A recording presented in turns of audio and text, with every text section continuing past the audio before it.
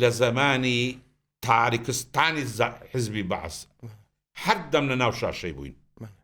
و باسی کوردایەتیشمان دەکرد حیزبایەتی نا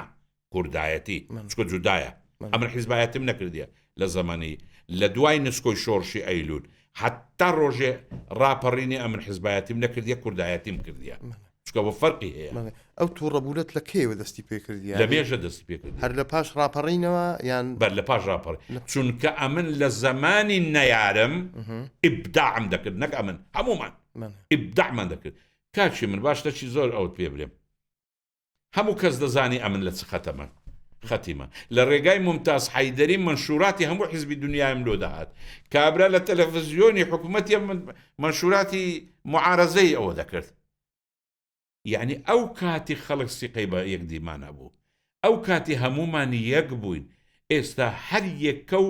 ئەوەکمانێ و هیچ نینە تەبانە تو وەرە وەچی سەربردەکەی دارێک بەتەنێ دەیشێنی بەڵام ببیتە مەزموعە دارێک ناشێ